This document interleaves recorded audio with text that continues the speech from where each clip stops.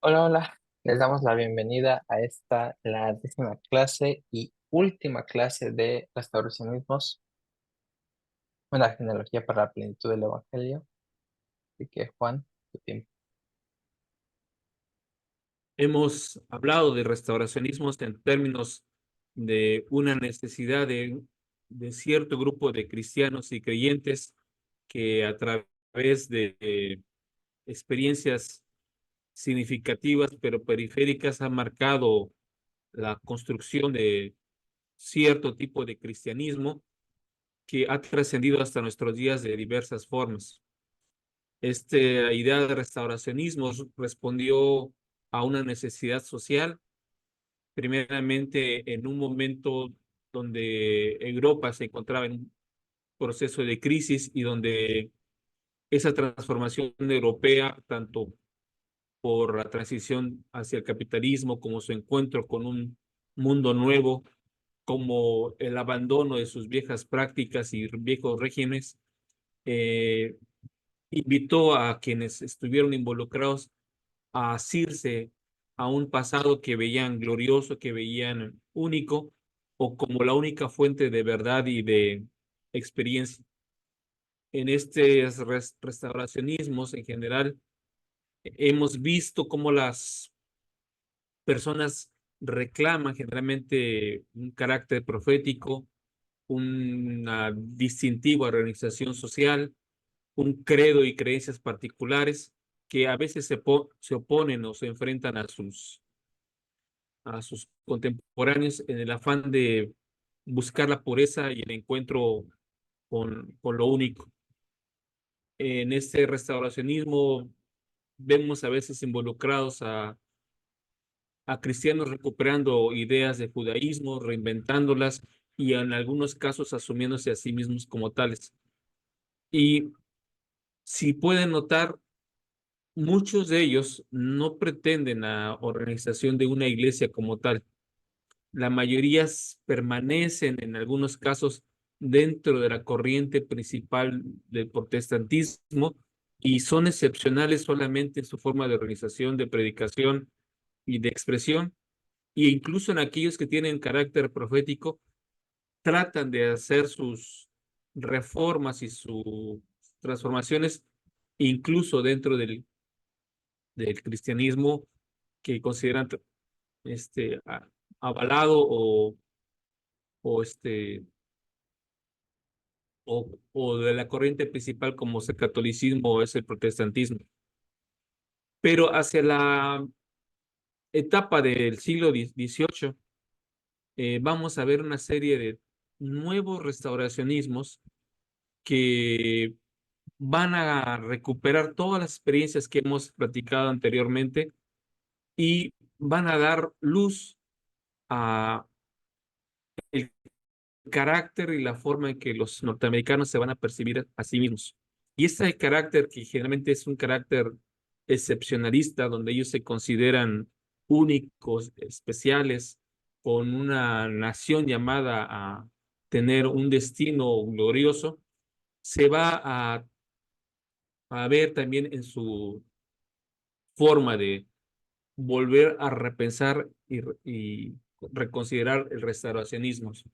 Y he querido tomar una frase que para mí me parece una de las frases más bellas de la literatura, que es de Charles Dickens y que refleja muy bien el sentir de estos desafíos que van a enfrentar precisamente los europeos y posteriormente la naciente nación americana, y es su texto inicial que se encuentra en, en este en un libro que se llama Historia de dos ciudades, que trata de la historia de Francia y de Inglaterra en los momentos de la Revolución Francesa y el nacimiento de este mundo nuevo que va a derivar de esa experiencia. Y para mí considero que refleja muy bien el sentido, el momento de la época Y dice así la frase: era el mejor de los tiempos, era el peor de los tiempos, la edad de la sabiduría y también de la locura, la época de las creencias y de la incredulidad, la era de la luz y de las tinieblas, la primavera de la esperanza y el invierno de la desesperación. Todo lo poseíamos, pero no teníamos nada. Caminábamos en derechura al cielo y nos extraviamos por el camino opuesto. En una palabra, aquella época era tan parecida a la actual que nuestras más notables autoridades insisten en que, tanto en lo que se refiere al bien como al mal, solo es aceptable la comparación en grado superlativo. Y efectivamente así se encontraba en esas sociedades, en el mejor de los tiempos, pero también en el peor de los tiempos. Y en estos momentos es cuando viene de nuevo esta chispa por buscar una restauración. Entonces, hubo movimientos restauracionistas, aunque a veces no se llamaron precisamente ellos a sí mismos así, este, tratando de regresar a las bases cristianas, pero cuando se entró en la edad de la razón, esta edad de la razón que va a tratar de configurar a la naciente sociedad norteamericana con sus propias características, va a chocar con este otro ambiente que es visionario y que es difícil a veces de comprender para la corriente principal de cristianismo que domina en Estados Unidos. Y entonces va a haber dos suertes de restauración y una suerte principal de ordenamiento. Esas dos suertes de restauración va a ser una restauración en términos racionalistas y otra suerte de restauración va a ser en términos milagrosos. Y para la nación norteamericana va a ser importante definir qué puede rescatar de esas dos cosas y cómo moderar y darle causa a las ideas que son a la vez restauracionistas sin que afecten el desarrollo y el crecimiento de esta nueva nación. Y el principal expositor del restauracionismo racionalista lo vamos a tener en la familia de Campbell y principalmente en el hijo del predicador que es Alexander Campbell, que es un contemporáneo a José Smith. Él va a darle un matiz organizativo, un matiz erudito a la restauración, va a plantearla ya con esos términos de somos la restauración de la iglesia. Todos los demás buscaban restaurar o profetizar por establecer sociedades milenarias o sociedades santas para preparación de una inminente era milenaria. Y él le va a dar a esta restauración un carácter de, bueno, vamos a restaurar, pero va a que hacerlo racionalmente. Esto se arregla con, precisamente estamos en la edad de la razón, se arregla estudiando, analizando, revisando los textos, transformando la sociedad y sus entornos, pero sin recurrir a aquellas cosas que parezcan extraordinarias, milagrosas, etcétera. Esas cosas extraordinarias, milagrosas, son, aparte de desafiantes, fuentes de un mundo eh, que trata de resolver sus problemas no a través del trabajo y la razón de producción capitalista, sino a través de suertes mágicas, de suertes milagrosas, extraordinarias, etcétera. Y él va a tener como desafío a precisamente la aparición de José Smith en ese sentido.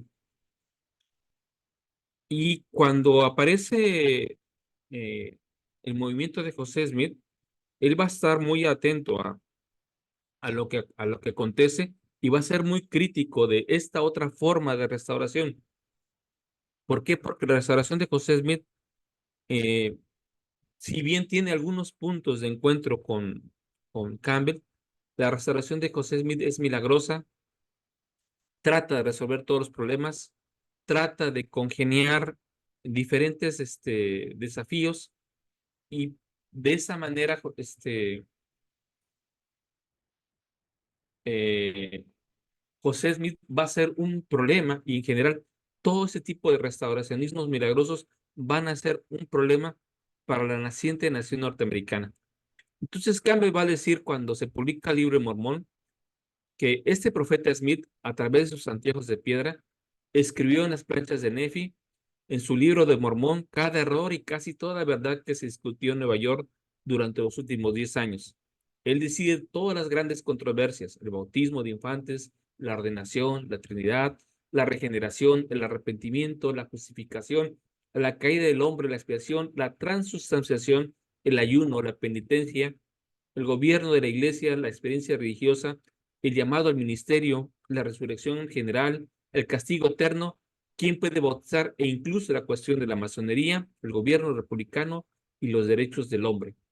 Y básicamente, la otra restauración a la que Campbell se está poniendo resuelve todos los problemas que esta restauración racional está tratando de imponer. Y en ese sentido, Campbell y quienes están pensando en la construcción de este nuevo país, lo están pensando en términos racionales. Vamos a ser cristianos, pero no podemos permitirnos ya estos excesos de ciudades santas, ni profetas que salen por aquí, ni por allá, porque pueden incluso desafiar el gobierno democrático.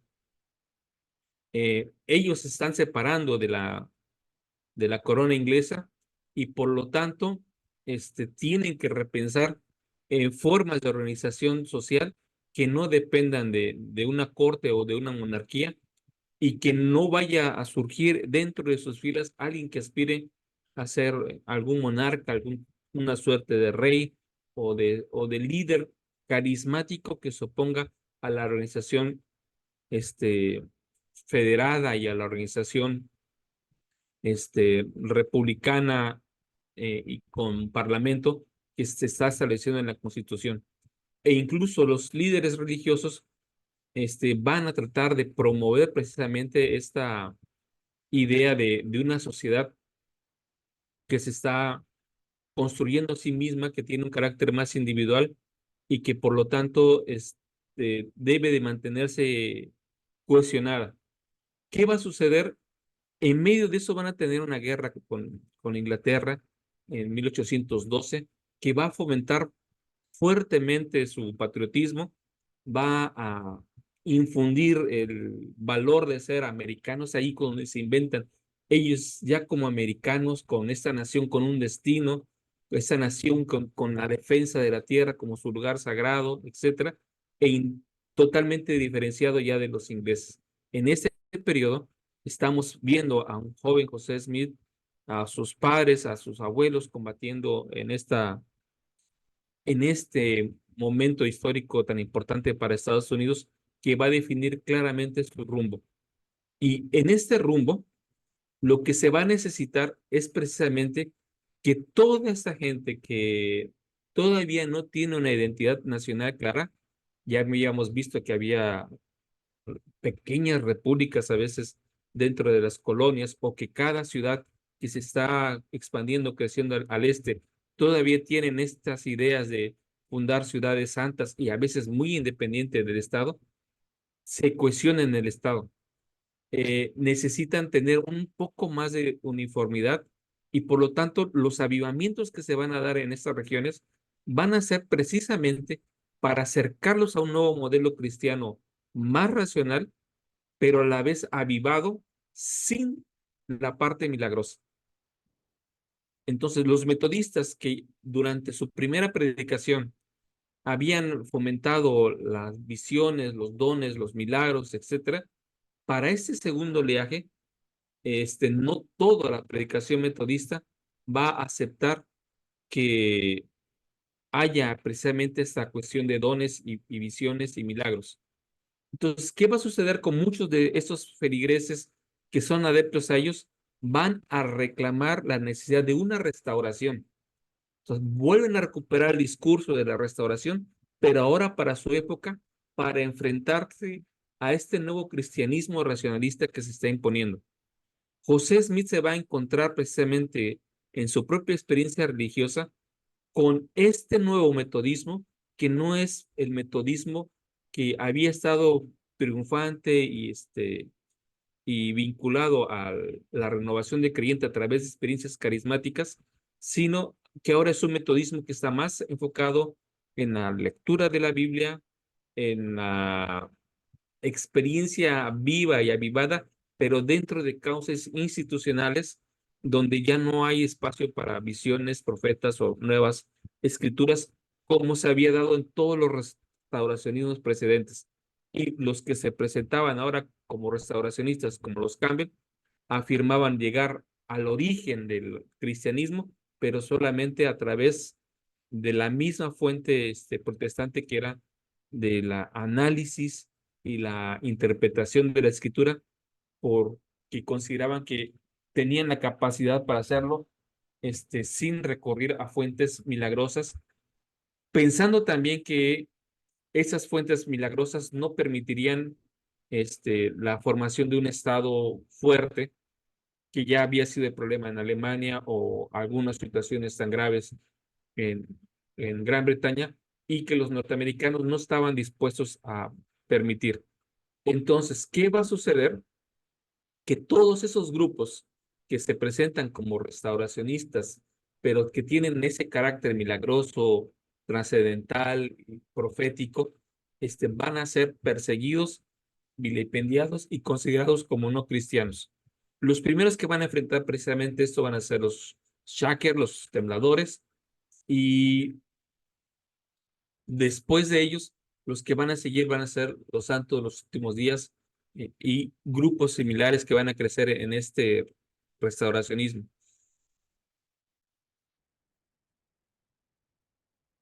En ese ambiente, eh, si se dan cuenta, pues el encabezado que dice que es una nación visionaria. A pesar de esos esfuerzos que hay de las élites por una gran racionalización del mundo cristiano de esta naciente nación, van a haber todavía expresiones visionarias que van a mantener viva la idea de restauración en esta época. Y Lucy Mack Smith, su familia en general, van a ser parte de estos ciudadanos norteamericanos que buscan una religión, pero que también buscan tener experiencias milagrosas, sanadoras y obviamente el contacto con la divinidad. En anteriores sesiones hemos hablado de José Smith con José Smith padre, con esta idea más, digamos ahora, esotérica, de un restauracionismo mucho más marginal, pero en el caso de la familia Mac, eh, la idea de restauración va a estar más en aquel sentido de transformación personal, en la recuperación de tener experiencias milagrosas y de dones, pero sin salirse de los ámbitos institucionales o sin pasarse a lo que se consideraban que eran excesos en el caso, por ejemplo, de José Smith padre. Entonces, Lucy Mack era también una buscadora religiosa como su padre. Su padre también había tenido experiencias visionarias, había escuchado la voz del Señor, había sido sanado milagrosamente, y también los hermanos de Lucy, sus hermanas, y hasta un hermano van a tener también experiencias milagrosas, donde escuchan la voz del Señor o tienen una visión del Señor, y generalmente asociadas a ya sea el perdón de sus pecados o a experiencias de sanación. Entonces, ella también va a pasar por una situación de salud muy delicada y va a empezar a orar con su corazón lo más fervientemente posible. Y ella dijo que si Dios le dejaba vivir, se esforzaría por conseguir aquella religión que le permitiera servirle correctamente. Y por eso ella va a estar buscando qué religión debe seguir y encontrar para cumplir la promesa que le había hecho el Señor. Ella dice que escuchó una voz que citaba las Escrituras y le prometía salvación. Y después de esto fue curada. Y ella estuvo más feliz por su seguridad personal de manera espiritual, su transformación, que por el milagro de haber sido sanada de sus enfermedades, y trató de cumplir este deseo de encontrar la verdadera religión, pero dentro de los cauces institucionales. Por eso ella más adelante, aunque uno de sus hermanos también va a tener una visión y va a fundar una iglesia, ella no se va a unir a la iglesia fundada por su hermano, sino va a mantenerse en estas vías institucionales, convirtiéndose posteriormente en presbiteriano. Del otro lado, entre los padres fundadores del pensamiento y de la nación norteamericana, tenemos a Thomas Jefferson, que a diferencia de Lucy, él está pensando en que debe de haber una religión racional, que debemos de dejar de pensar en términos de entusiasmo, de avivamiento y de evangelismo explosivo. Y él como unitario pensaba que, pues que todos debían ser unitarios, que debía haber una sola religión que unificara el pensamiento y la forma de adorar en los Estados Unidos. Y aunque no va a haber una sola iglesia, sí, esta visión desde las élites se va a imponer con la idea de que debe haber, ante todo, la razón por encima de la religión, sin permitir por ello que Estados Unidos deje de ser una nación cristiana, pero debe ser una nación cristiana racional. Entonces, él consideraba que el racionalismo era la forma y un imperativo moral para poder hacer que la sociedad triunfara y tomara el lugar de los milagros y de los dogmas que ellos consideraban. Entonces, en todas aquellas experiencias donde van a haber milagros y, y experiencias sobrenaturales y creencias populares de la religión popular, se van a empezar a instituir legislaciones que quiten este carácter sobrenatural y que en algunos casos lo consideren un delito y y aquellas religiones o expresiones religiosas que se salgan de este cauce racional, este, no deberían de permitírseles continuar, aun y cuando hubiera libertad de religión. Pero esta libertad básicamente todavía se circunscribía a somos independientes de la Iglesia de Inglaterra y aquí cualquiera puede adorar diferente a la Iglesia de Inglaterra, que va a pasar a ser la Iglesia Episcopal en los Estados Unidos. En esa misma línea, y otro de los padres fundadores de la nación norteamericana, vamos a tener lo que es la edad de la razón con Thomas Paine, que él va a tratar, es una suerte como de restauración, pero igual a partir de la investigación de del método, incluso a veces científico, y para quitarse lo que ellos consideran las fábulas teológicas e ir al texto y al conocimiento de Dios de una manera racional. Sus textos van a ser importantes porque van a ser una crítica a la religión institucionalizada, pero también una crítica a todos los movimientos restauracionistas o milagreros, etcétera, y van a darle esa idea de que somos creyentes, pero no somos irracionales. Entonces, va a poner de relieve que la iglesia cristiana, igual que los restauracionistas, se ha corrompido, pero a diferencia de buscar un camino a través de la revelación, a través de los dones proféticos, etcétera, como habían pensado los restauracionistas, de los que ya hemos hablado y de los que estaban en ese momento, él va a decir, tenemos que abogar por la razón. Y esta visión a nivel social es la que se va a imponer como visión preponderante en los Estados Unidos. En medio de esta discusión entre razón y profecía, entre milagros y explicación médica, entre libros y experiencias con ángeles, vamos a encontrar el segundo gran despertar. Entonces, ¿Han escuchado que generalmente se le llama al distrito de Nueva York el distrito quemado? Es el distrito quemado porque la gente que no se convertía y se iba a ir al infierno. Entonces, muchos predicadores estaban con esa idea de reunir y de civilizar a estos granjeros que habían llegado, que estaban expandiendo, que en algunos casos eran casi cercanos a indios porque los consideraban desde su visión más analfabetas, porque estos granjeros todavía creían en experiencias de ángeles, todavía rezaban de algunas maneras, todavía hacían algunos rituales que les recordaban a estos predicadores al catolicismo, todavía tenían prácticas que se asemejaban a los ritos episcopales, y ellos van a ir y básicamente decir, tienes que convertirte, abandonar tus pecados y abandonar todas esas tradiciones.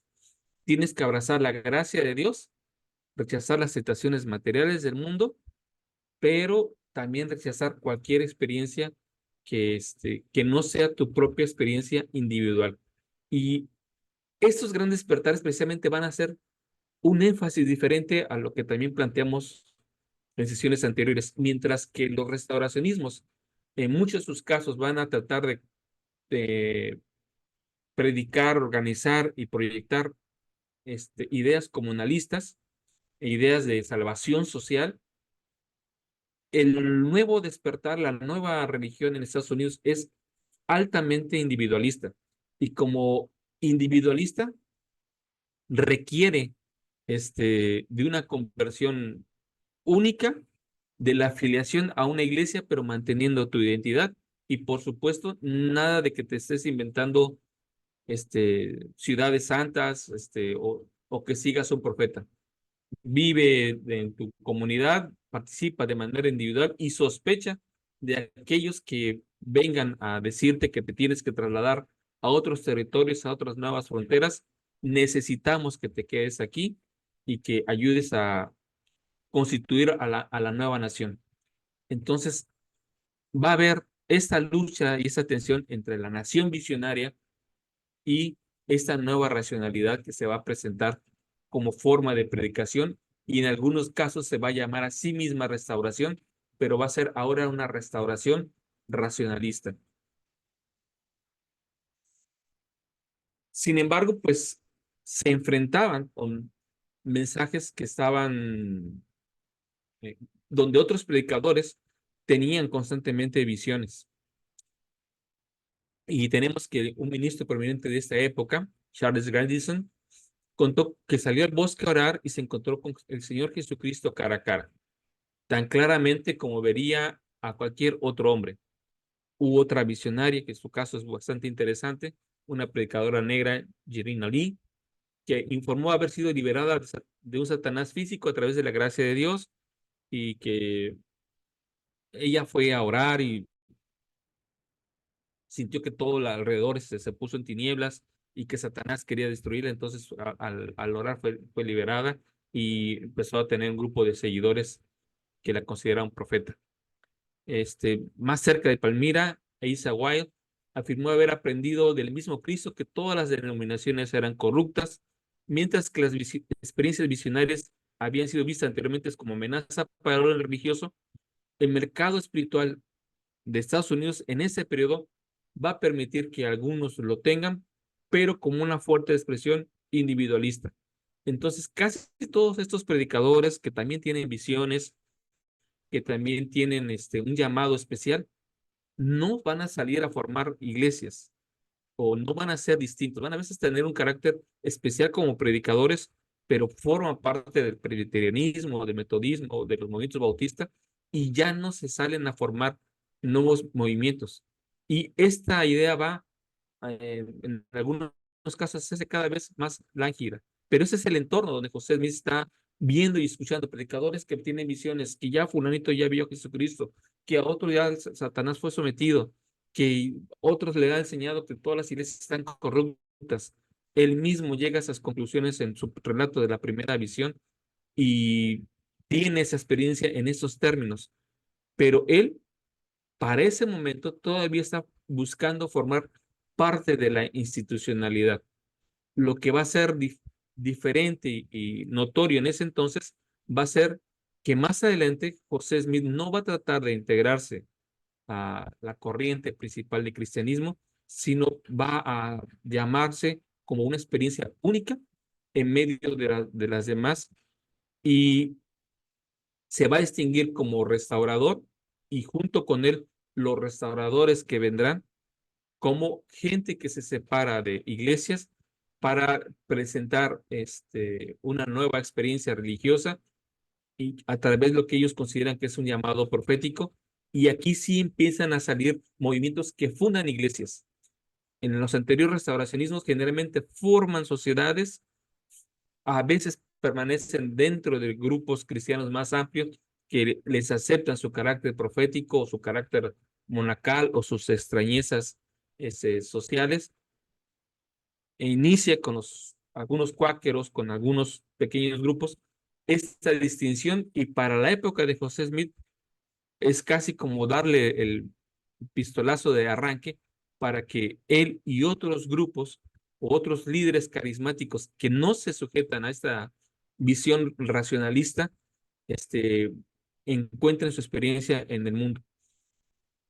Pero la otra cosa que va a distinguir a José Smith es que su restauracionismo va a tener no solamente la idea de que es una nueva iglesia, sino que también es una nueva orden social, y eso va a representar un doble desafío para quien entre sus contemporáneos ven con ello amenazada la unidad de la incipiente Unión Americana.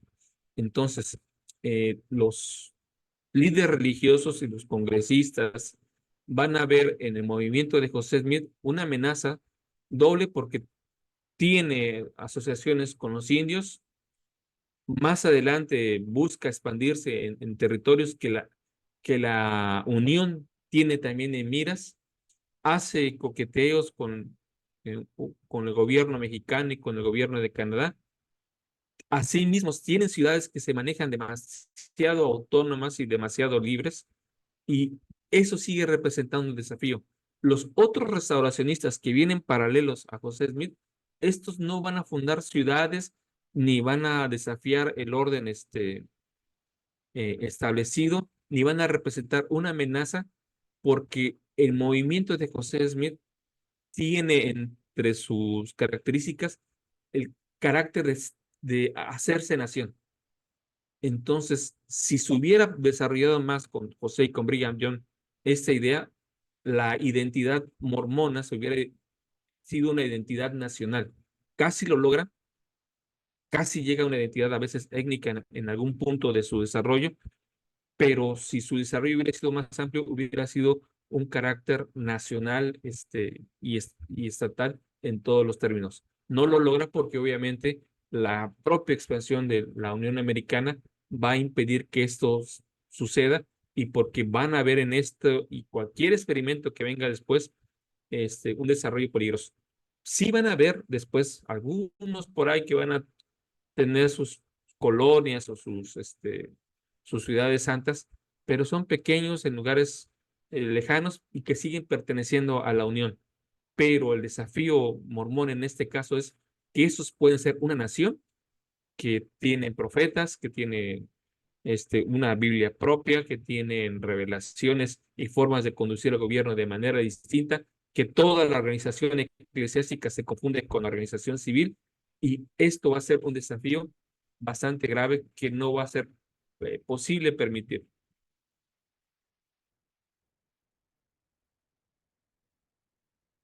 Y uno de esos hombres paralelos de los que hemos estado hablando es William Miller.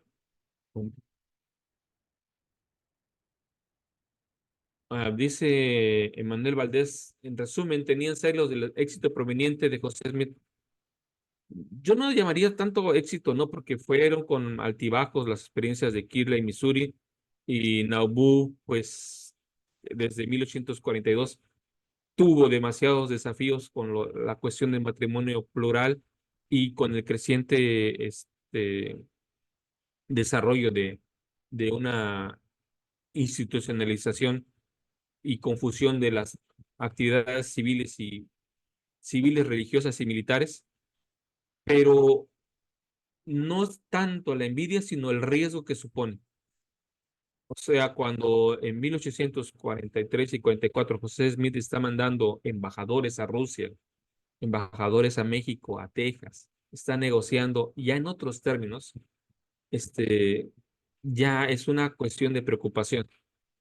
Cuando la emigración europea, creciente, que también viene con una identidad muy distinta y muy ajena a veces a lo que los que habían planeado la unión consideraban necesario, y que incluso el mormonismo desafiaba los acuerdos de norte-sur con relación a los esclavos, con relación a la economía, porque de repente salía algo que era diferente y que no sabía si iba a jalar con los del norte o iba a jalar con los del sur o se iba a convertir en un país, fue la preocupación.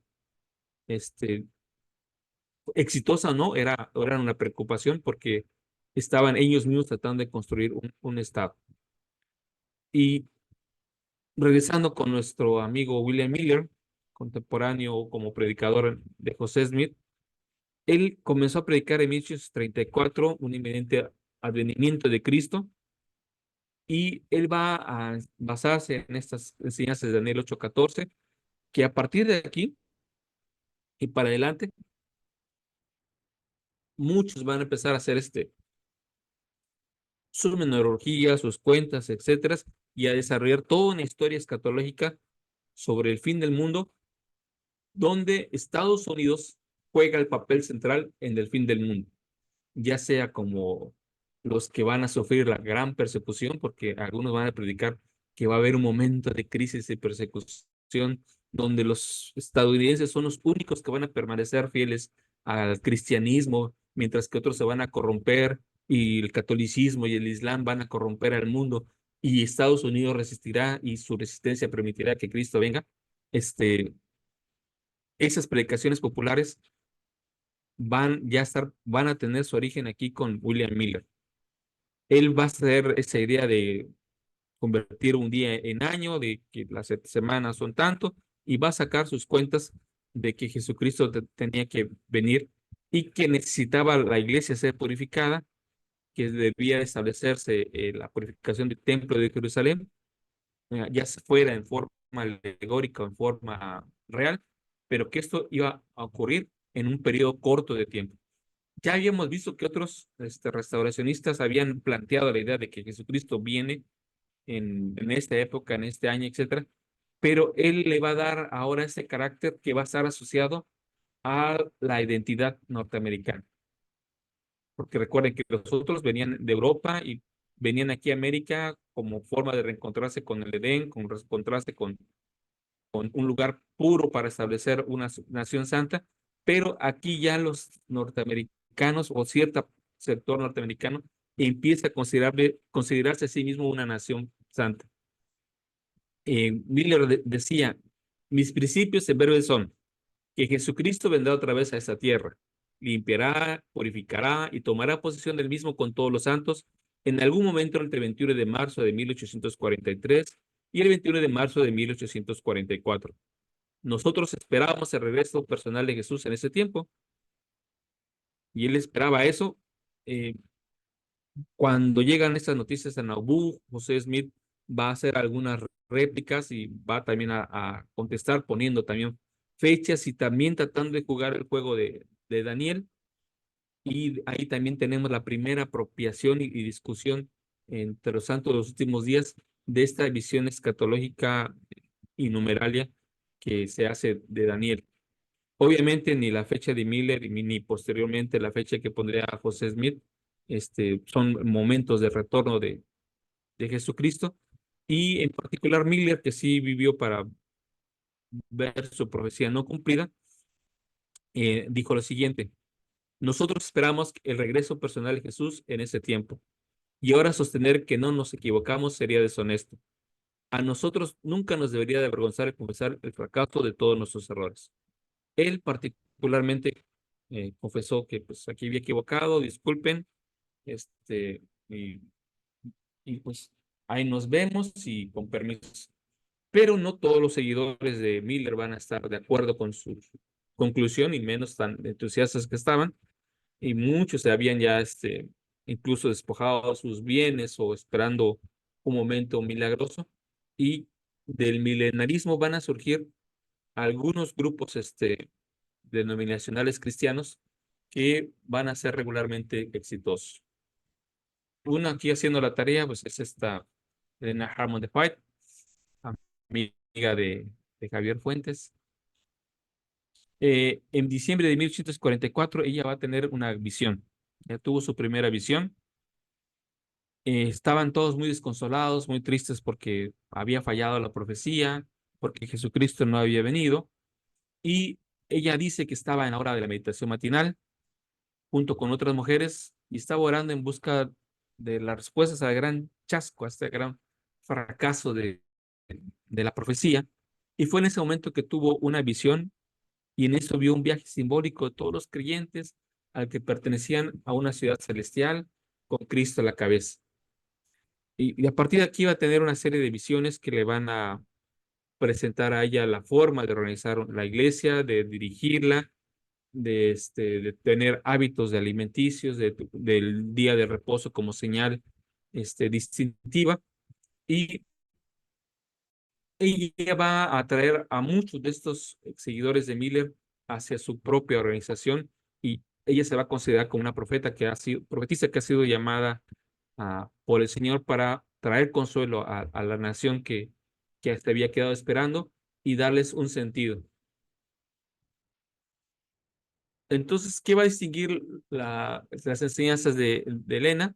Uno, que este, la venida de Jesucristo es inminente, que la historia es un escenario belicoso, hay un escenario de catástrofes, de guerras, de todas esas cosas, y van a ser entre los grupos adventistas los primeros que van a hacer una reinterpretación escatológica de God y Magog, poniéndole nombres a las ciudades, al continente europeo y obviamente como lugar principal de la escena otra vez a la nación norteamericana, y van a desarrollar todas estas escatologías, van a desarrollar esas ideas de la tierra joven, que se le debemos a ella y a las explicaciones de sus seguidores de la tierra joven, que posteriormente Joseph Fielding Smith va a retomar. Va a poner como carácter distintivo que el sábado es el sello de Dios y que no se había dado la venida de Cristo precisamente porque la gente no había guardado el día de reposo correcto. Y obviamente, y debemos de agradecerle mucho a los adventistas, son los inventores de los cornflakes de Kellogg's, ¿no? Entonces, Kellogg's era uno de sus seguidores, y como parte de ese programa de no beber alcohol, un vegetarianismo principalmente, y cosas Café así, pues también, ¿no? no beber café, no nada de eso, pues vamos nada de tabaco, o sea, ellos tenían su propia palabra de seguridad más estricta porque no había carne, pero sí había cornflakes de Kellogg's. Dentro de los otros decepcionados va a estar un grupo un movimiento que va a ser el de los estudiantes de la Biblia, que ellos se van a considerar a sí mismos cristianos restauracionistas y milenaristas. Ya surge hacia 1870, está en esas aguas entre la restauración de José Smith de Miller y el periodo exitoso de Brigham Young, y lo que viene del nuevo crecimiento y desafío y expansión norteamericana. Ellos se consideran antitrinitaristas, restauracionistas, obviamente milenaristas, y van a tratar de agruparse de diferentes denominaciones entre 1910 y 1930. Van a combinar, como todos los otros grupos anteriores, algunos aspectos que ahora se consideran esotéricos, con visiones apocalípticas, interpretación escatológica, y aunque Charles C. Russell va a ser esa figura distintiva, no va a ser a sí mismo llamado como profeta, porque él sí recupera, aunque trae todo ese rollo milenarista y y recupera algunas cosas esotéricas, escatológicas, etcétera, él recupera también esta visión racionalista de la restauración. O sea, sí podemos restaurar las escrituras, pero haciéndolo de la manera correcta a través de una interpretación y una búsqueda de lo mismo. Entonces, aquí este fenómeno, yo lo he puesto así como los movimientos de los estudiantes de la Biblia, porque de aquí van a surgir posteriormente los testigos de Jehová, pero los estudiantes de la Biblia no son exactamente los testigos de Jehová. Aunque Charles C. Russell, el movimiento del testigos de Jehová lo va a considerar como su parte de sus fundadores, con eso, las experiencias que vendrán con Rutherford y Nord después, y ya no se diga el actual movimiento de la congregación cristiana de los testigos de Jehová, tiene muy poco que ver con estas visiones que se tenían en ese entonces y con su forma de organización. Pueden tener como punto de antecedente y de conclusión eso. Y nosotros como santos de los últimos días vamos a desarrollar un restauracionismo que va a ser, como ya platicamos, bastante exitoso todavía hacia el periodo de Brigham Young, que va a poder sobrevivir en la marejada que vendrá en la expansión capitalista y que vive hasta nuestros días, va a ser exitoso y va a haber hermanos o hijos de los santos de los últimos días que se van a quedar en el modelo restaurativo anterior a la expansión más al oeste. ¿Cómo van a ser lo que nosotros llamamos la comunidad de Cristo, la iglesia organizada? Ellos van a tener su restauracionismo junto con la familia Smith y los dirigentes de la misma, ese restauracionismo a la vieja usanza, más de comunidades pequeñas, un profeta que sigue escribiendo, porque siguen escribiendo y anexando a sus escrituras, pero son movimientos más anecdóticos, todavía esperando fuertemente el establecimiento de Sion en el condado de Jackson, Missouri, y otros pequeños grupos ahí peleándose en las tierras, y aunque la iglesia conserva parte de la propiedad de ahí, no tiene mayor interés en un experimento sionista en Missouri. Pero estos grupos sí. Otro movimiento derivado de nosotros va a ser los estranguitas, que van a ser exitosos hasta que matan a su profeta.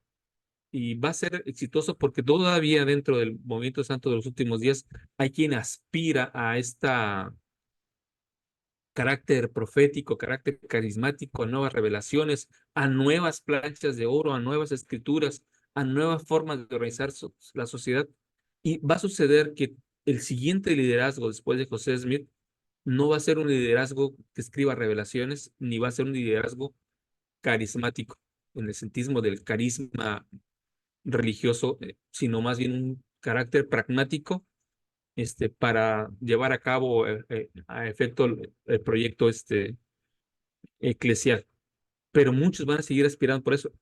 Y cuando están en Nauvoo, yo creo que si tardan más tiempo, no hubieran logrado tener éxito permaneciendo en Nauvoo porque competían fuertemente contra estos restauracionismos. Después, cuando muere Strand, pues va a ser anecdótico. El mismo restauracionista Sidney Rigdon, cuando vuelve a intentarlo, ya se da cuenta que ya ha pasado, que ya es otra sociedad diferente, la norteamericana, y que ya ese tipo de restauracionismo no tienen pegue, a menos que se vaya como los demás santos hacia el este. Pero los que se quedan en medio, pues son los primeros absorbidos en esta expansión y son restauracionismos que son barridos. En esta misma madeja de movimientos hacia los 1870, etcétera, aquellos que habían heredado las experiencias de los cuáqueros, más el restauracionismo reciente, más cierta uniformalidad institucional, van a expresarse ahora como parte del movimiento pentecostés. Van a surgir lo que se conoce como las iglesias de Dios, que van a ser muy famosas y muy fuertes en el principio de organizar y de expandir el movimiento pentecostés, y que posteriormente va a tener diferentes nombres como Iglesia de Dios, Iglesia de las Asambleas de Dios, Iglesias del Evangelio Completo de Dios, Iglesias de Cristos restauradas, Iglesia Cristiana Israelita Pentecostés, y van a surgir por su carácter mucho más popular y con una capacidad de integración mucho más fuerte que los movimientos restauracionistas anteriores, porque van a tratar de incluir a los movimientos y a los grupos negros dentro de ellos y darle su propio personalidad, su espacio. Y dentro del movimiento pentecostés ya hacia nuestra época, aunque va a surgir un dolor de cabeza a los pentecosteses que va a ser algo que se va a llamar un movimiento restauracionista dentro del pentecostalismo que se conoce como la Nueva Reforma Apostólica.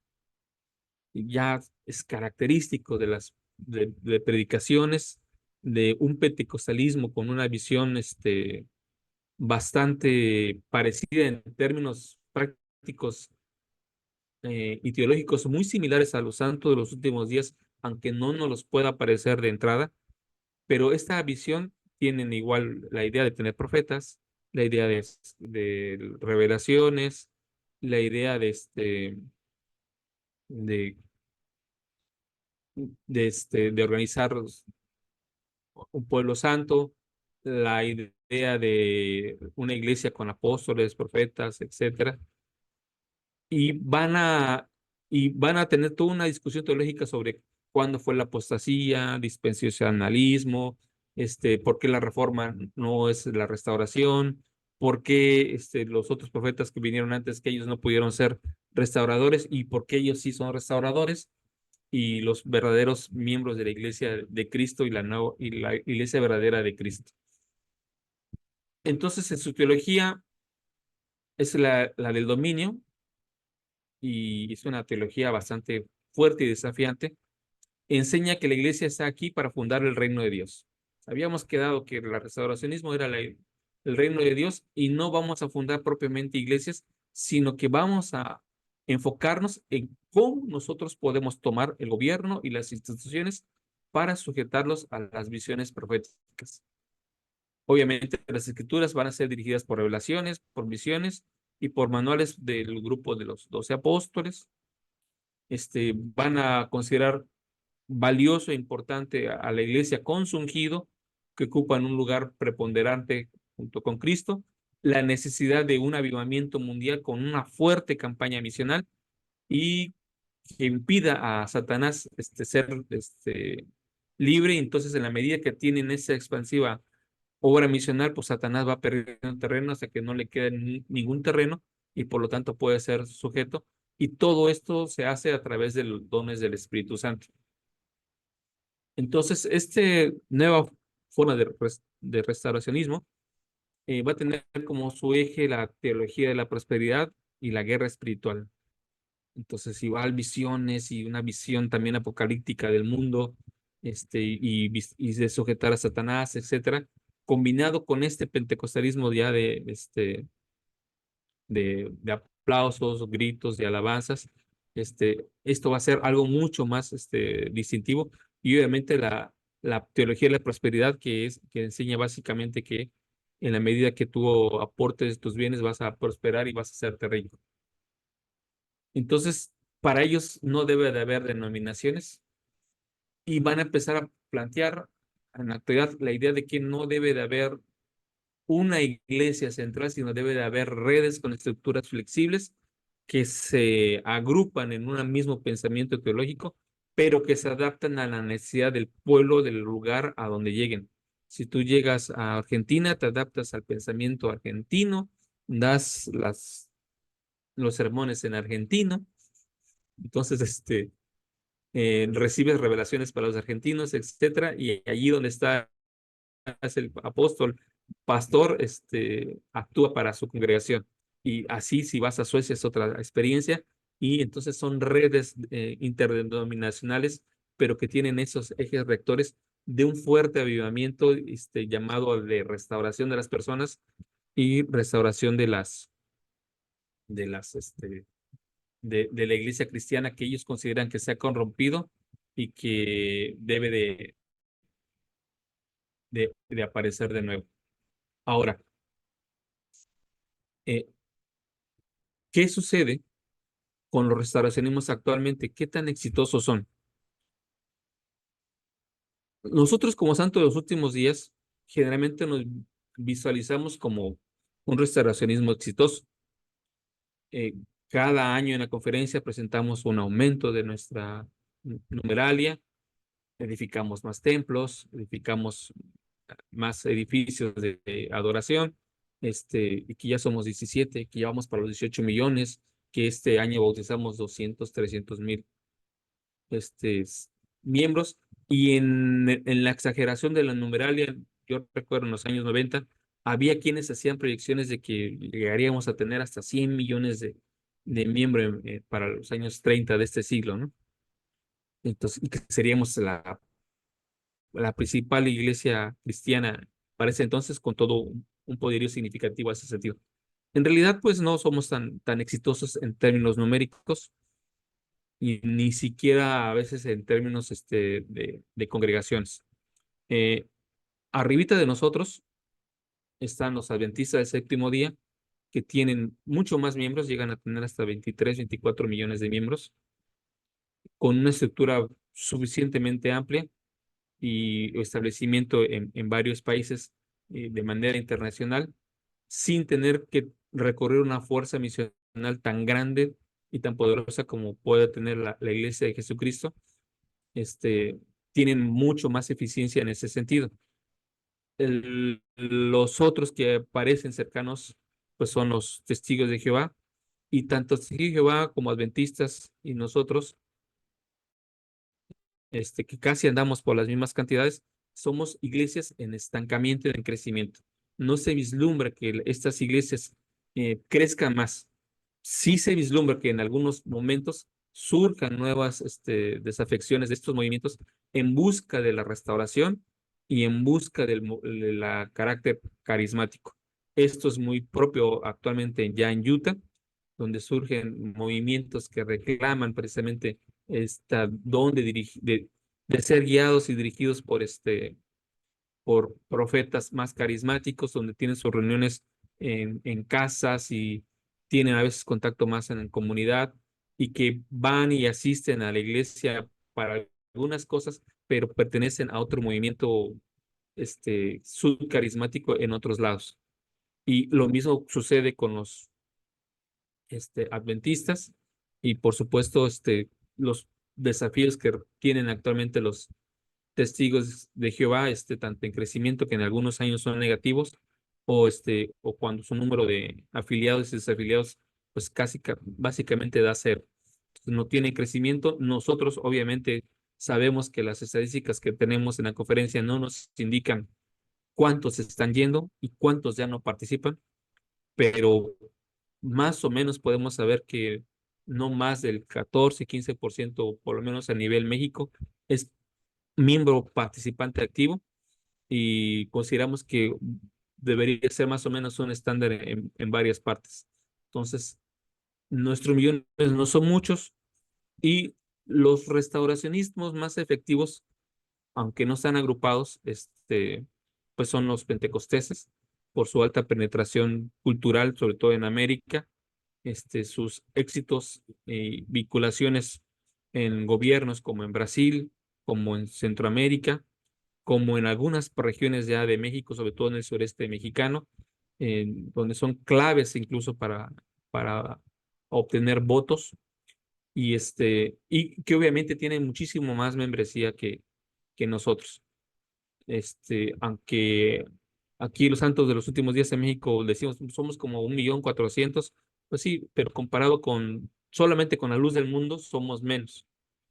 Y la luz del mundo no es así como una iglesia súper internacional, pero tiene más miembros en México, y que también es una iglesia restauracionista con su profeta actualmente encarcelado, y y su ciudad santa y su colonia santa en Guadalajara y otros lugares. Sin embargo, aunque son exitosos y son la congregación con menos inactivos por iglesia en México, tampoco son muchos. Y así como ellos, si vemos más hacia arriba, los metodistas llegan a los 60 millones a nivel mundial. Entonces, comparados con ellos, somos bastante anecdóticos, por no hablar de otros grupos cristianos. Pero en general, los restauracionistas y los grupos que derivaron de ello, pues somos bastante ruidosos. Sí, Javier. A mí me queda de duda, ¿qué en realidad? O sea, yo conozco uno que otro Pentecostés, pero para mí no tiene nada de restauracionistas, no veo que se esfuercen por este. Bueno, es que no todos los pentecosteses son restauracionistas, pero hay una corriente pentecostés que es restauracionista, que es la que estaba citando anteriormente, mm, esta reforma apostólica que le está pegando, por eso dije al principio, le está pegando incluso a los pentecosteses. Los pentecosteses tienen un origen restauracionista y después, como las demás iglesias, se van amoldando, formalizando y se convierte en una iglesia que se distingue más por su forma de adoración y ya no tanto por su teología. Las iglesias de Dios y algunas sí tuvieron ese carácter restauracionista y actualmente el coco de los pentecosteses es este neopentecostalismo de carácter restauracionista que dice todos esos pentecosteses son apóstatas, son parte de la gran apostasía, pero nosotros sí somos los buenos porque tenemos apóstoles, porque tenemos profetas, porque tenemos visiones, porque tenemos todo eso. Y este tipo de pentecostalismo que a lo mejor hacia afuera no lo podamos distinguir porque son miles de variantes en el pentecostalismo, este, nos, nos puede dificultar el aspecto. Entonces, podríamos decir, algunas iglesias de Dios o de vertientes de las asambleas de Dios sí han tenido su carácter restauracionista. Algunos cristianos israelitas que hacen esa mistura rara de que se creen judíos cristianos, pero son mexicanotes o son o tienen un carácter bastante latino, pero tienen esa idea. Y obviamente, por ejemplo, vemos a la Iglesia de la Luz del Mundo, que tiene una forma y expresión pentecostés, pero que obviamente su teología tiene un carácter restauracionista. Entonces, hacia afuera vemos los pentecostés, de todos los vemos como alguien que está aplaudiendo, levantando la mano, gritando aleluya, o hablando en lenguas, etcétera, pero todos pueden más o menos tener esa experiencia, pero ya en su detalle teológico, algunos serán restauracionistas, otros parte de la corriente evangélica general y otros, pues hasta con un carácter bastante conservador. Eh, Hemos hablado aquí que el cristianismo y las ideas restauracionistas y lo que ha contribuido a los ingredientes de los mismos han dado diferentes expresiones. Como santos de los últimos días, nosotros somos el fruto de estas expresiones, reflexiones y evidentemente el llamado profético de José Smith, que consistió básicamente en medio de todo su entorno cultural, en medio de todos sus desafíos personales y familiares, este, pudo trascender el restauracionismo de su tiempo y darle un carácter mucho más duradero que ha permitido que la Iglesia de Jesucristo de los Santos de los últimos días siga teniendo un carácter distintivo aún en medio de sus encuentros y a veces apropiaciones de pensamientos protestantes o pensamientos adventistas. Entonces, ha permanecido así de trascendente por este carácter, yo sí diría excepcional que tuvo José Smith como profeta. Pero obviamente no todos terminaron en esta expresión restauracionista como de José Smith y empezaron a haber variantes que solamente podemos identificarlas cuando repasamos todos los elementos que hemos considerado distintivos para poner como ingredientes al restauracionismo. ¿Qué va a suceder con algunos de ellos? Algunos de esas personas que no se forman parte de la corriente principal del cristianismo y que están desencantados con el cristianismo en general y con los profetas en particular, eh, pero que sí están preocupados por la muerte, por ejemplo, van a tener su derivación en algo muy popular en el siglo XIX que va a ser el espiritismo, el, la invocación con los muertos, el utilizar ciertas piedras mágicas, pero ahora para invocar a los muertos y llamarlos, y va a ser parte de una ruta que por ahí se va a quedar. Otra ruta que va a perderse en el camino y que va a querer abarcar aún mucho más, va a ser la teosofía, que va a mezclarse a veces con la masonería, va a retomar de todo lo que le guste, va a retomarlo y se lo va a apropiar y va a ser desafiante para algunos, incluso para algunos santos de los últimos días, cuando se encuentran en escritos teosóficos, se encuentran a Colo, dice, ¿qué hace aquí, no? Y se encuentran cosas que les parecen conocidas porque retoman hasta del restauracionismo de los santos de los últimos días para crear una visión del mundo que se conoce como teosofía. Y algo que ya es mucho más moderno, sobre todo de una nueva crisis, este, la nueva crisis más reciente que hemos tenido es la Guerra Fría.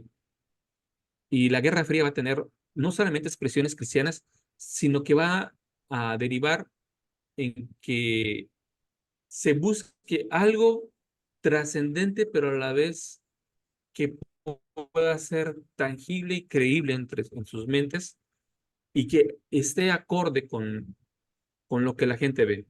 Entonces, ¿qué hemos visto? Que se requerían tener profetas con visiones, que se requerían ver ángeles o se requería ver señales en el cielo o recibir o escuchar palabras de escrituras con un mensaje.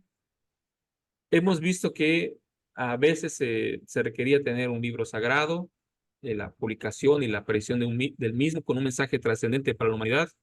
Hemos visto que muchos son milenaristas y que están demandando la pronta venida de Cristo para esos momentos. Otros vemos que son dispensacionalistas, que consideran que cada una de las épocas ha habido un momento de caída, de restauración, y que en esta va a ser la última. Y, ¿y qué grupos actuales que no son cristianos tienen esos elementos? Por lo menos estoy hablando de los años 50 hasta por lo menos la caída del muro de Berlín, cuando curiosamente también desaparecen o empiezan a ser más anecdóticos hasta que el día de hoy básicamente no se toma más que para entretenerse. Pero ¿quiénes van a tener ese carácter? ¿Quiénes les suena?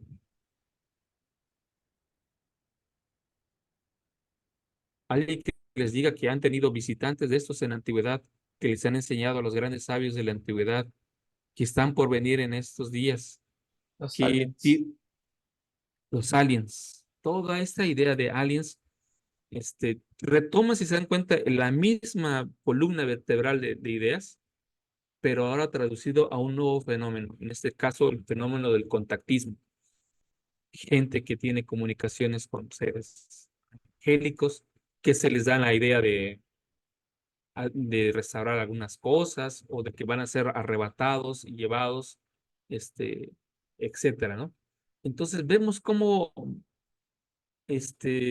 ha habido tanta mutación y recombinación que van incluso a dar fenómenos como estos. Y, y que para analizarlos uno debe de ver precisamente de dónde surgieron estas ideas como columnas vertebradoras para ello. Y evidentemente estas derivaciones que a veces van a ser rocambolescas, van a, van a convertirse en tragedias en algunos y otros casos. Una de las tragedias más recientes que recordamos pues es la tragedia de Waco, Texas, que tenemos a un predicador que es llamado un profeta, David Koresh, que practica la poligamia, que tiene a un grupo de sus adeptos en un rancho y que el asunto es una escatología donde se está el fin del mundo y que termina en una tragedia. Tenemos la predicación de un líder muy carismático que va a traernos la tragedia de Guyana, donde van a morir miles de gentes envenenadas, igual siguiendo a un líder profético que se van a ir a un lugar y un refugio especial donde ellos consideran que son los elegidos para preparar el reino milenario y este reino va a terminar así. Vamos a tener experiencias como la de Helbot, esta idea de que atrás del, del gran cometa, pues venía una nave espacial y habría que suicidarse para trascender y ser elevado a los cielos y situaciones así que van a terminar en tragedia. Entonces, y obviamente la tragedia misma de la teología de la prosperidad que permea y flanquea de muchas maneras a, a las iglesias y que representa un daño fuerte para quienes participan de esa teología, de la cual a veces nosotros mismos no somos inmunes. Entonces, eh, ¿qué es lo que va a ser distintivo de José Smith? Si José Smith no lo vemos como innovador, ¿cómo qué lo vamos a ver? Ya vimos que casi todas las ideas que nos pudieran parecer innovadoras o distintivas están por allí presentes y, y expresadas de una u otra manera. Ya hemos visto que en Europa, en Alemania, en Gran Bretaña y en Estados Unidos ha habido profetas por montón y que han habido personas que han escrito libros que se consideran o consideraban sus grupos como sagrados. ¿Qué es lo que va a distinguir a José Smith entonces? ¿Qué lo va a hacer único? Y obviamente que va a ser único a la iglesia por él organizada. El sacerdocio. Bueno, si lees allí en líder, ya reclama el sacerdocio de Melquisedec. Y todos estos hablan diciendo que tienen autoridad o que han heredado la autoridad. Pues Libro de después de Mormón. oírte, Juan, tanto, perdón, Adelante, Enrique. perdón, digo que como que me cuesta trabajo después de escucharte algo que no me imaginaba, hasta extraterrestres, pues digo, ya se me hace más difícil ubicar en algo, pero esperemos, espero la indicación que vas a dar. Y lo digo porque ayer, yo recuerdo en los años 80, hermanos que contaban que cuando viniera Cristo iban a bajar ovnis a los templos y se imaginaban ahí en el templo de Aragón el espacio donde podía caber un ovni. Y lo digo en serio, o sea, hermanos que participaban y creían en ese tipo de cosas. ¿Tanto así? No sé, luego tenemos nosotros congregantes muy raros. Bueno, Fíjense, José Smith tiene en primera como carácter distintivo que sus visiones no son una vez se me apareció el Señor y me dijo y ya. Tiene muchas presencias o revelaciones de manera continua. Tiene expresiones y interacciones con lo divino de manera que nosotros diríamos bastante descriptiva y bastante física. O sea, él habla, vino fulanito de tal, habló, platicó conmigo, dijimos esto, se llevó aquello, regresó, vino otro, nos dijo esto, nos dio autoridad de esto, vino otro más, y te va enumerando una serie de experiencias que las relata no en términos de una luz que de repente apareció, sino en términos de el cielo y la tierra interactúan de manera física, personal. Vimos al Señor parado en el barandal y estaba así y nos dijo tal cosa. Vimos a Adán, a Miguel en la espesura del bosque y nos protegió y nos ayudó a esto. Sus experiencias visionarias son experiencias visionarias, por así decirlo, tangibles. Aún con el esfuerzo que hacen muchos de presentar incluso al libro de Mormón como a lo mejor la transustanciación de una idea que él tenía en su mente y que a lo mejor él quería materializar o él materializaba en su imaginación, los relatos, tanto de los testigos como de él mismo y de los participantes, son relatos de carácter físico.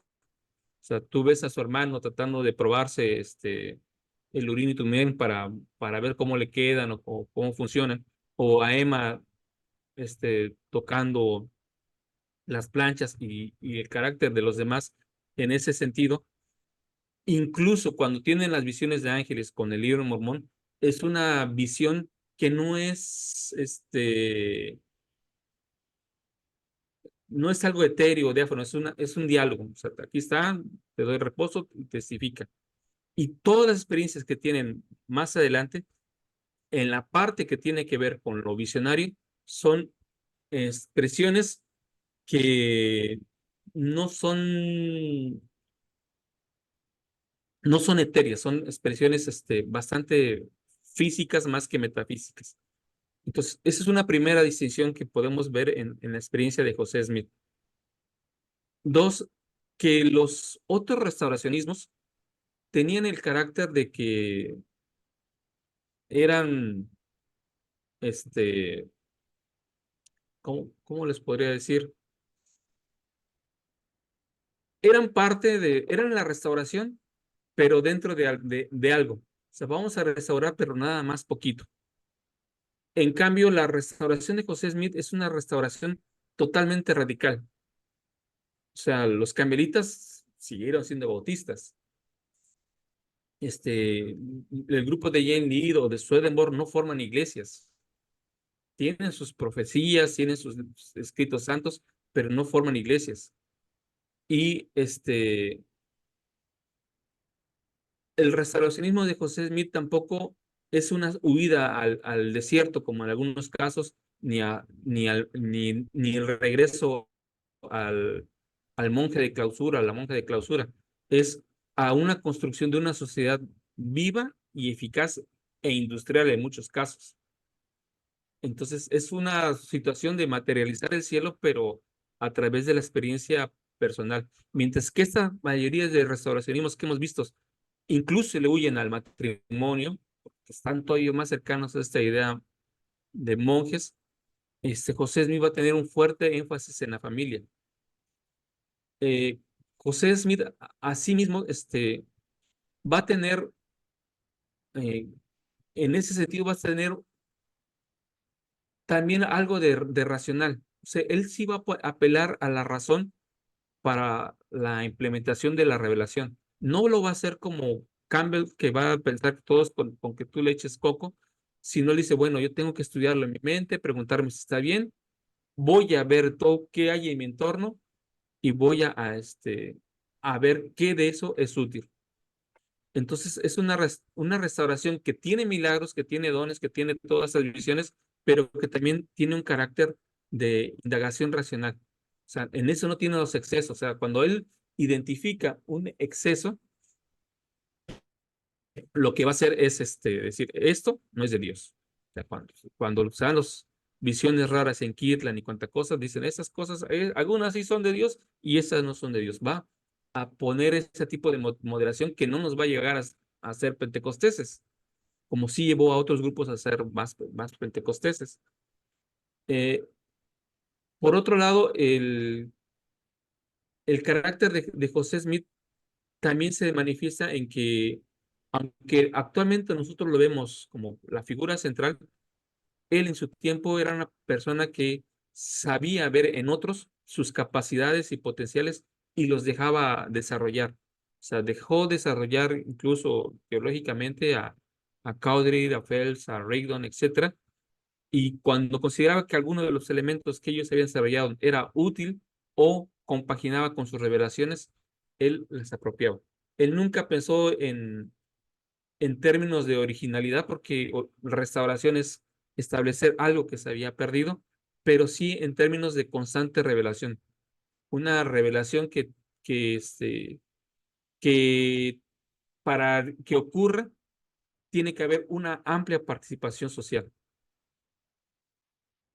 Tiene José Mil el carácter distintivo de sus consejos, mientras que otras personas están recibiendo sus revelaciones y visiones de manera única. Él generalmente apela sus revelaciones al consejo. Y algunas son revelaciones, pero no todas se van a convertir en escrituras. Recientemente se acaba de publicar un libro donde hay una colección de todas esas revelaciones que no han sido canonizadas, que fueron revelaciones y solucionaron algunos problemas, pero no tuvieron el carácter de ser canónicas para la iglesia. Entonces, él no quiso en ese sentido abarcar o, este, o, ser el único que se pusiera de frente. Y lo otro es que él ve que la verdad tiene ese carácter de integrador y no se siente como la experiencia única. Si fulanito de tal tuvo una visión y esa visión puede ayudarme a mí a tener una revelación, como es el caso de Swedenborg sobre los grados de gloria, él dice, bueno, pensando en eso, preguntemos al Señor, con lo que ya hemos leído aquí de las Escrituras, más lo que tú, Signer, sabes, preguntamos y tienen esa visión. Igual una visión que es bastante física, bastante real, bastante de diálogo, ¿no? Entonces, eh, sí, es parte de su entorno cultural, José Smith, y yo les recomendaría que busquen la colección que hizo el historiador Bushman sobre, él publicó una serie de un listado de materiales que uno debería de indagar sobre el entorno cultural de la restauración, así se llama, donde viene todo este tema del bautismo, bueno, todo lo que sea culturalmente, y del sacerdocio, tal, recupera todos los tópicos importantes del periodo de José Smith y todo lo que en su entorno cultural se está diciendo en esa misma época, para que podamos identificar esas interacciones y ver cómo de esas interacciones surge la revelación como algo totalmente distintivo y nuevo que conforma el movimiento santo de los últimos días. Entonces, hay mucho de su entorno cultural, hay muchas cosas que hemos tratado de destacar, que esto viene de acá, es genéricamente viene de por acá, etcétera, pero al final, cuando nace un niño nuevo, pues es único, ¿no? Y es el caso de nuestra propia restauración. Yo recuerdo esa experiencia precisamente de que colocamos en el grupo de Telegram de este último hermano que se acercó con sus propias revelaciones y visiones y tocó a la casa de los Smith para preguntar si había por ahí alguien que creyera en visiones y revelaciones, porque él traía algunas, cómo fueron amables de escucharlo Jairon y José, y cómo él también tuvo la amabilidad, el hermano me parece Robinson, de, de después de escuchar las propias experiencias de José Smith y aceptarla y convertirse. Y a mí me parece una historia bonita porque fusiona todas las experiencias restauracionistas anteriores con la aparición de un profeta que en sí realmente se convierte en la restauración de todas las cosas. Y pues con eso quisiera concluir. No sé qué quieran comentar ustedes.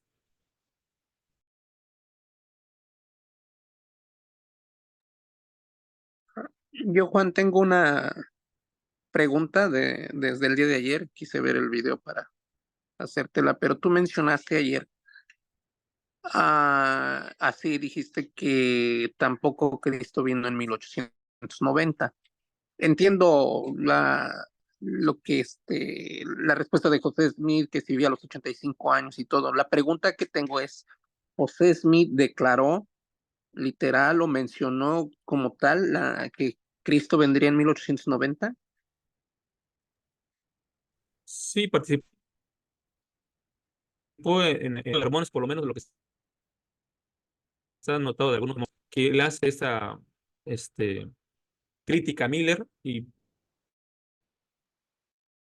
Estás cortando mucho, Juan. No se pone su te fecha. entiende la Si Miller respuesta. dijo esto, yo pongo que 1890. Ah, ya. Ah, sí, está inestable.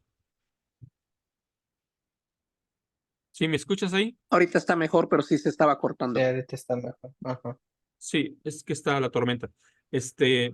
Sí, José Smith en uno de sus sermones habla precisamente del asunto Miller y critica las fechas que pone Miller y él dice, bueno, pues yo calculo que es para 1890. Y muchos santos en el periodo de Utah creyeron que esto iba a ocurrir así, o por lo menos que esa fecha era importante y trascendental. Y va a ser curiosamente tan trascendental que cuando se da precisamente el manifiesto, algunos van a considerar que es parte del cumplimiento de estas profecías donde el Señor vino a su pueblo y lo salvó.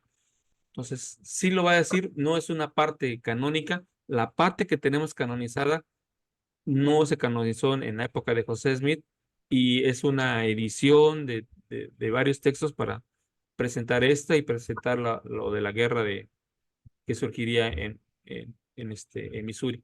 O bueno, el derramamiento de sangre en Missouri y la guerra de secesión norteamericana. Pero José Smith lo dijo así como pues alguien que estaba por ahí dando su sermón y dijo, pues yo, si tú dices, yo digo, ¿no? O sea, no fue una revelación. Pero aún así, los hermanos ya estando en Salt Lake, ¿se reunieron o dijeron fatal, tan convencidos estaban esperando eso? ¿O Sí, fue también pasajero? había hermanos que sí, sobre todo los que habían procedido de la época de Nauvoo, que todavía recordaban algunas de esas cosas, pues sí. Y porque además muchos estaban anhelando que Era la terminara persecución de la poligamia, ¿no? Por la lo cuestión de de la poligamia, la el persecución, etcétera. manifiesto. Y para unos que vivieron ese entonces, consideraron que el que hayan sido liberados de la destrucción y que haya cesado la poligamia y todo ese tipo de cosas, pues fue un cumplimiento de la profecía y que de esa forma el Señor vino a su pueblo y lo salvó. Y esa fue la interpretación que en ese tiempo le dieron los santos a ese comentario, que es básicamente un comentario en medio de otros este, elementos del sermón de José Smith.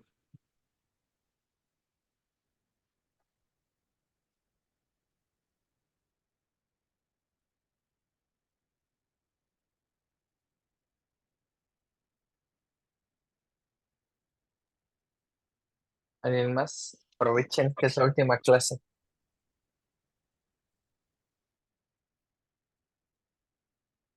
Y pues, perdón que insista, pero esto de los extraterrestres sí es súper, nunca lo había pensado, ¿no? De esta manera. Y entiendo lo que tratas de transmitir, pero todavía como que no, de hecho, no sé qué grupo religioso está mencionando que sí, los extraterrestres son todos los espíritus que siguieron a Satanás y se están manifestando en este momento y que es todos los que están rolando eso. Entonces, pues sé que causa revuelo en mi mente. Sí, básicamente porque te digo que es parte de un esqueleto cultural que va a tener expresiones por una u otra forma, pero el esqueleto cultural está ahí. Entonces, en esta época de crisis, de la Guerra Fría, de la innovación tecnológica, del desafío de otra vez de esta América que ya no es grande, pues aparecen ese tipo de fenómenos y explicaciones. Cuando particularmente aparece el fenómeno OVNI, no está ligado a extraterrestres. Va a ligarse a extraterrestres después con toda esta nueva ola y después el fenómeno del contactismo va a unir esas dos ideas bajo cierto liderazgo, ¿no? Como los del grupo Rama o algunos grupos, sobre todo en Sudamérica, que fueron muy exitosos en agrupar sobre una persona, por ejemplo, me acuerdo de Sixto Paz, pues toda una serie de fenómenos casi de fervor religioso en ese sentido. O, o en el caso europeo lo vamos a ver con los sumitas, con todo lo que es la historia de Humo, que igual son gente que está siendo contactada, está recibiendo escritos de personas que vienen del planeta Humo y etcétera, ¿no? Entonces, pero vienen de este esqueleto que es un esqueleto cultural muy amplio que por un lado ha dado el cauce en la vía cristiana al fenómeno del restauracionismo y en otros cauces ha dado esta expresión tan curiosa y particular como son la historia del contactismo y los...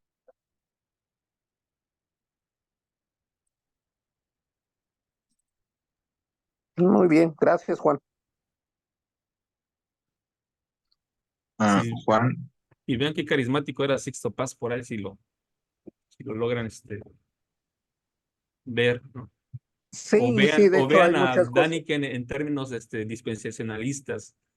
Entonces, cuando tenemos ya esa matriz de explicación para algunas cosas, como son parte de la misma cultura, entonces la cultura va a expresarse de una u otra forma.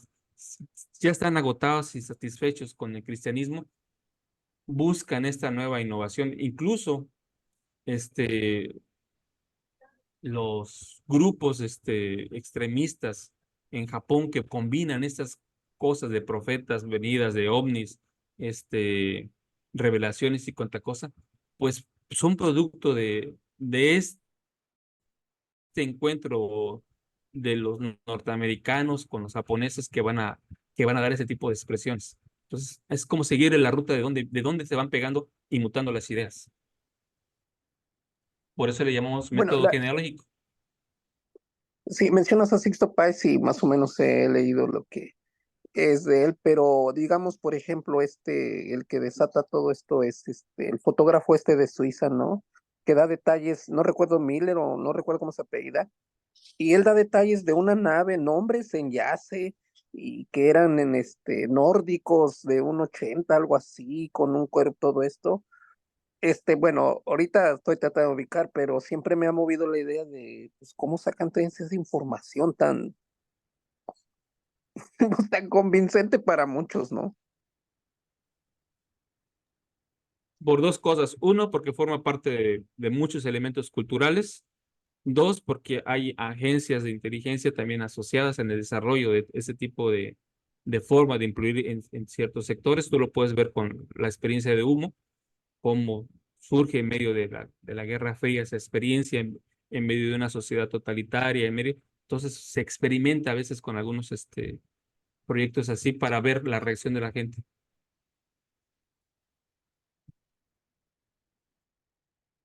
Pero bueno, eso ya son temas de Iker Jiménez y de Santiago Camacho, ¿no? Emanuel tenía una pregunta.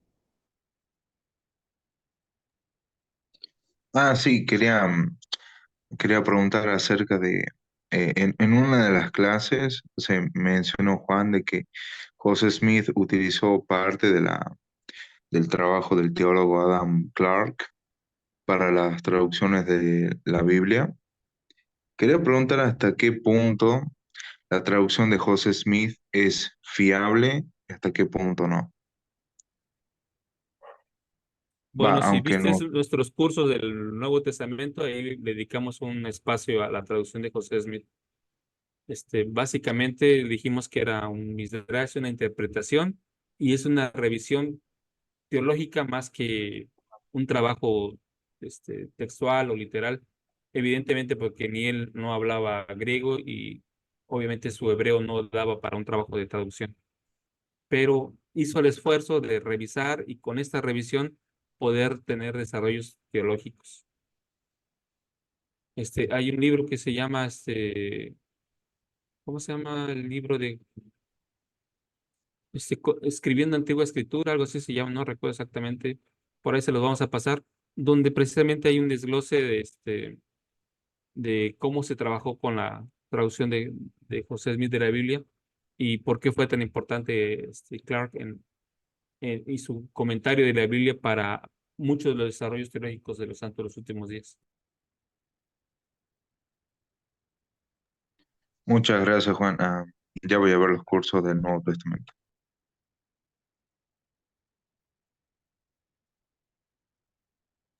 ¿Y por qué se le dedicamos un episodio, me parece? O parte de un episodio. Sí,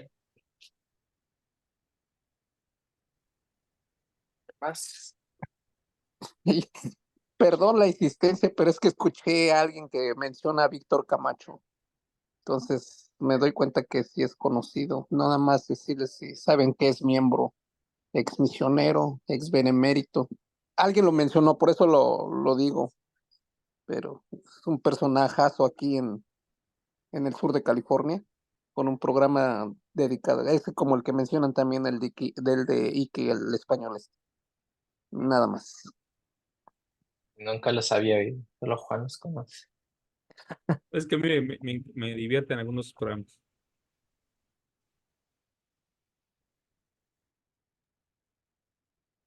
Vale. Sofi, algo. No, ya no.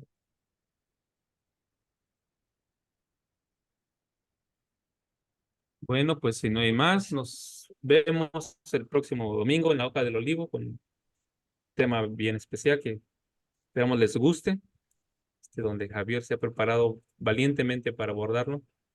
Entonces, y pues hasta el próximo curso que precisamente va a ser impartido por Javier. Estén atentos ahí. ¿Ya pueden decir el tema o todavía no? ¿De cuál? Del El próximo que tú curso vas que vas a dar, el próximo ay, curso. Mm, Es gnosticismo.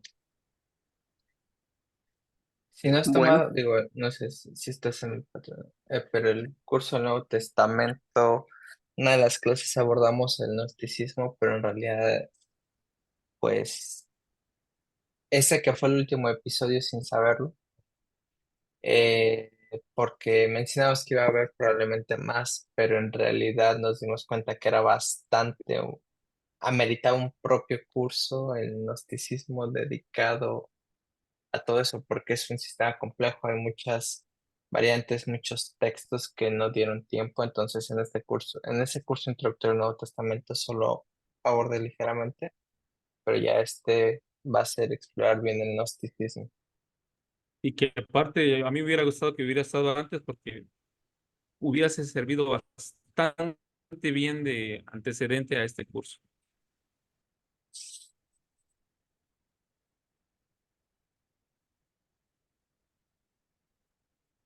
¿Vale? No hay Va a nada estar genial más. entonces. Esperemos.